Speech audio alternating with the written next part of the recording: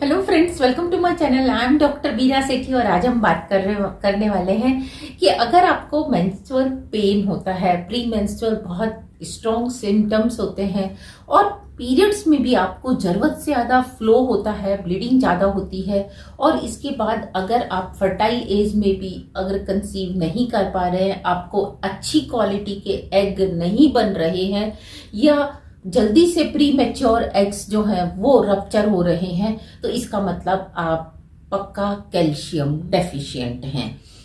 Calcium deficient कैसे पता चलता है या कैल्शियम के हमें और क्या क्या ऐसे डाइट्स हैं जो हम ले सकते हैं नेचुरली कि हम बाजार से कैल्शियम ना लें या हम नॉन वेजिटेरियन फूड ना खाएं और हम दूध भी अगर ना पिएं, तो हम कैसे कैल्शियम रिच फूड खाकर अपनी बॉडी के कैल्शियम को ठीक कर सकते हैं। इस वीडियो में हम यही सब जानने वाले हैं। तो जैसा कि आप सब जानते हैं कि कैल्शियम का जो 90% हमारी बॉडी में हिस्सा है वो हमारे टीथ में और बोन्स में होता है, लेकिन गॉड की ये ब्यूटी है, नेचर की ये ब्यूटी है कि अगर आपके पास एक्सेसिव कैल्शियम होता है तो वो यहीं डिपॉजिट हो जाता है, लेकिन अगर वो कम होता है तो वो यहीं से डिसॉल्व होने लगता है। तो आप ऐसे पहचान सकते हैं कि अगर आप में कैल्शियम की कमी है तो आपकी बोन्स वीक होने लगेंगी, आपको सारा दिन थकान होने लगेगी, रात को नींद अच्छे से नहीं आएगी, फटीग होने लगेगा, थोड़ा सा काम करते ही थक जाएंगे और पेन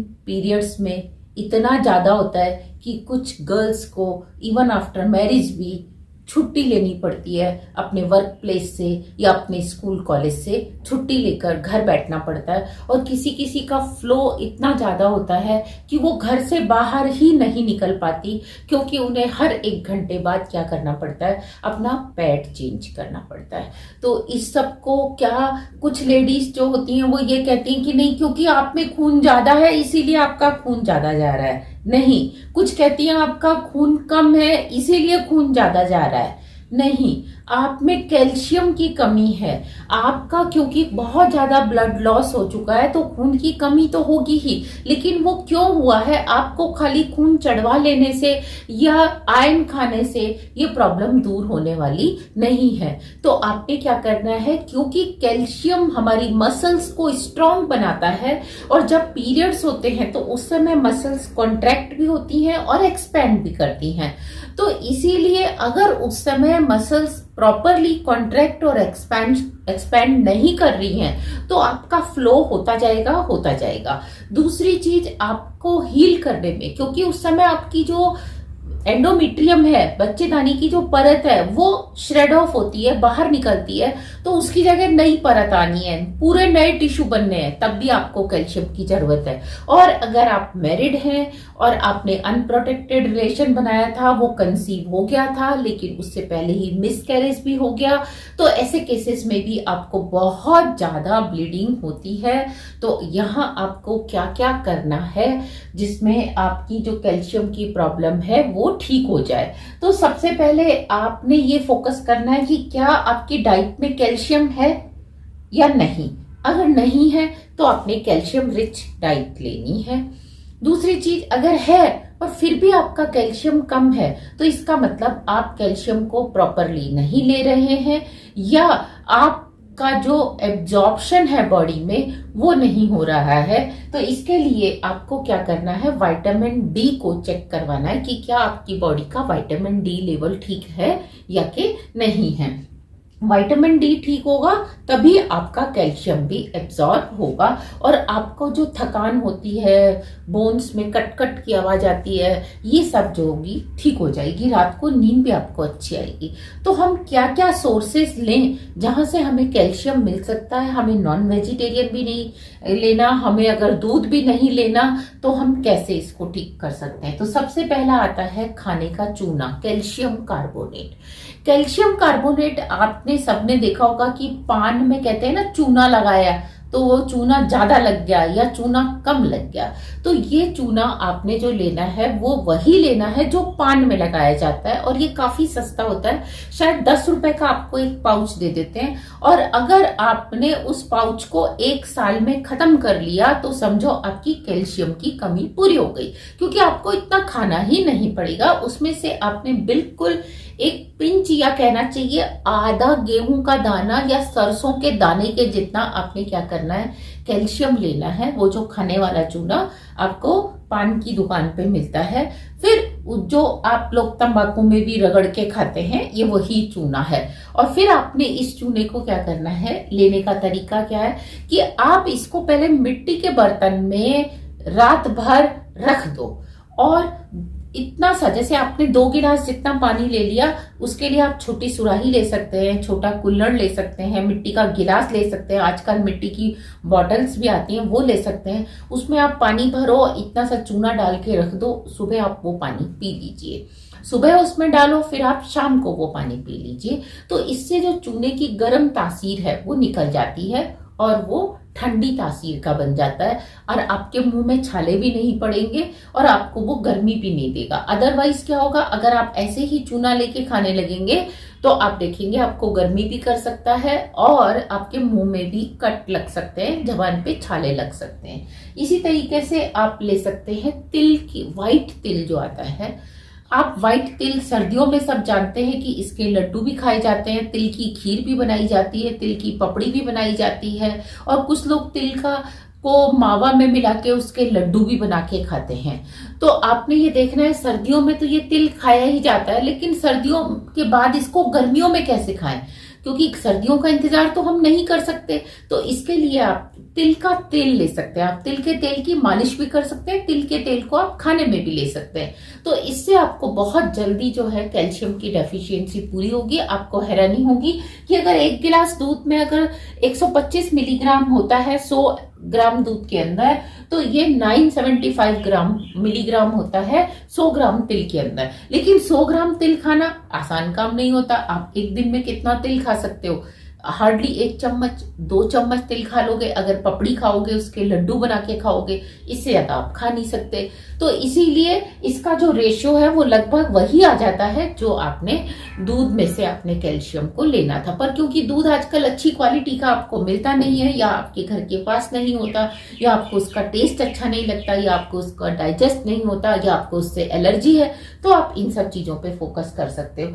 इसके बाद जो जिसे कहना चाहिए ना सबसे रिच कैल्शियम की जो दाल होती है वो होती है कुल्था की दाल। देखो मेरे पास तो घर पे थी तो इसीलिए मैं आपको दिखा रही हूँ कि ये कुल्था की दाल होती है। इसको जैसे आम दाल हम बनाते हैं, बिल्कुल मूंग की दाल की तरह से आप इसको बना के खा सकते हो। और अगर आप इसको इसकी दाल नहीं खानी तो आप इसको वैसे ही थोड़ा सा भिगो के बॉईल करके और खा लो। यानी कि आपने अगर इसके साथ रोटी नहीं खानी तो आप बॉइल्ड दाल भी या इसका सूप भी आप पी सकते हैं।